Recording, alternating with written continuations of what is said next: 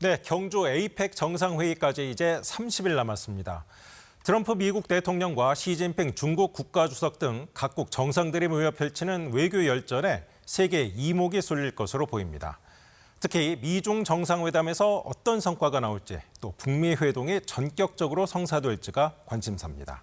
김경진 기자입니다. 13년 만에 동시에 우리나라를 찾는 미중 정상. 패권 경쟁이 진행 중인 만큼 정상회담 장소 선정부터 신경전을 벌이고 있습니다. 서울에서 장소를 물색하다 접점을 찾지 못하면서 시 주석 숙소로 거론되던 신라호텔 예약이 취소됐고 이젠 경주에서 만나는 방안이 추진되고 있습니다. 의제 신경전도 거셉니다. 미국은 중국이 러시아와 거리를 두도록 밀어붙이고 있고 중국은 타이완 문제에서 미국의 양보를 얻어내기 위한 압박을 계속하고 있습니다.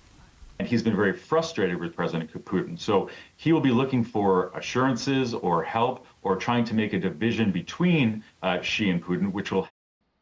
접점을 찾았다지만 틱톡 이슈는 안보 문제와 맞물려 여전히 핵심 쟁점입니다. 관세 협상에선 양측 모두 시간은 자신의 편이란 입장입니다. Although there is pain in the Chinese economy due to the U.S. tariffs, he probably believes at this point he can last a little bit longer than Trump can.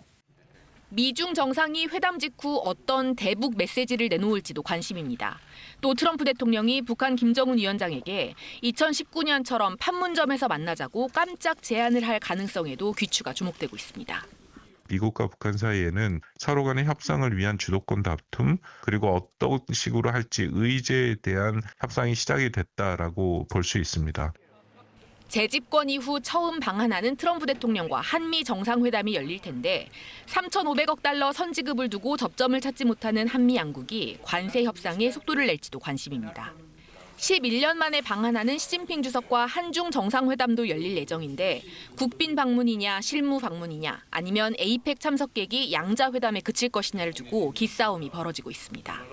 한일 정상회담의 경우 이달 초 당선되는 일본 새 총리와의 상견례 성격이 될 전망입니다. KBS 뉴스 김경진입니다.